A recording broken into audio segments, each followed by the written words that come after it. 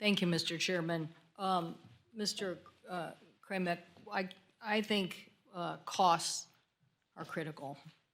When you think about it, we're here discussing costs. Why? Because consumers pay more when shipping costs are higher.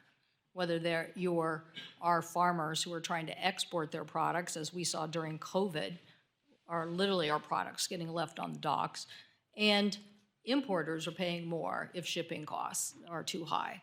So when we look at these incidents that we now see in our supply chain, and we had our own incident in Seattle where a container ship lost power and was careening towards our big Ferris wheel in the downtown, right next to our ferry terminal. Luckily, some passenger ferry vessels were able to push the tug from, out of the direct path of severe devastation. So now we mentioned Suez Canal, we mentioned Baltimore, we have our own Seattle experience. What do we need to do to make sure on the cost side that we aren't, that we're making the right investments from a security level to make sure that these kinds of incidents that can do great harm do not happen? And Commissioner Sola, since you were at U.S. Southern Command, what do you think we need to do to renegotiate or to have a conversation with the Panamanians about the security level that we think needs to exist in Panama with this close proximity? And Mr. Maffei, this audit, will the audit lead to a discussion with Panama about those contracts? As I've said in my opening statement, I believe we should be very aggressive about U.S. involvement here and in Latin America. I think Panama represents one of the biggest U.S. supporters in that region, but we should engage to get this right, both on the cost side and on the security side. So if I could just hear your comments on each of those. Thank you, Senator Cantwell. Well, certainly even one incident is unacceptable from a safety perspective that you're citing. Our members work tremendously hard with the International Maritime Organization, the U.S. Coast Guard, and other entities to try to have the safest operations possible. But accidents do occur. They are rare if you count the number of some 7,000 port visits a year. But again, one is unacceptable. So continued investment, obviously, in U.S. infrastructure and a review. I mean, we have a lot of old infrastructure, as the tragic incident in Baltimore illustrated, unfortunately. We have these bridges that need a hard look to whether or not they need additional fendering systems and the like. And investments in our ports and infrastructure can be helpful along those lines as well. And for our members, I can assure you that they continue to invest in the latest technology.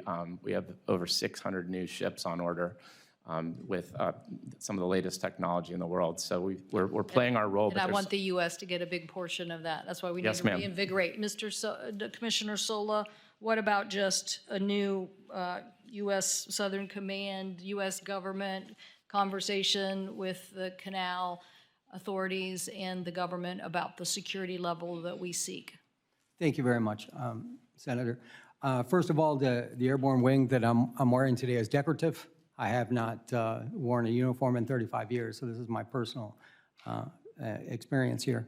I believe that the security of the canal has always been understood to be provided by the United States. Panama does not have a military, and I always believe that there's been a close relationship with Southern Command that we would provide that, and it would be nice to see if we had a formalization of that in one way or another, because I don't believe that it's in the treaty at all. Okay, so formalization of maybe a cybersecurity agreement. See, I'm thinking you have accidents and then you have larger cybersecurity issues that you just have to be on top of. And what I don't like about anybody that has a back door is I'm for the United States advocating, don't buy from people who have a government back door. Don't do it, because what are you going to do? At some point in time, you're going to regret that. Commissioner Maffei, what about this audit, and could we push Panama on these issues of looking at closer U.S. infrastructure instead, particularly since you know, the sea change here is like what everybody said. Like, everybody thought this was Hong Kong, then it turned into China. We didn't have an ambassador after that. Next thing you know, they've made more aggressive postures. They're making aggressive postures everywhere. That's why the United States saying no government backdoors in technology and getting 5 other technology nations and democracies to say the same thing and evangelize that every day is going to help us. Yeah. And so is the investment. But what about getting the stevedoring business or some of that back into proximity under the audit? Well, it is the Panama Comptroller's Office, and they are investigating, contracts at Panamanian ports. And we don't have any jurisdiction over Panamanian ports per se. But your broader point, I think, is very, very important.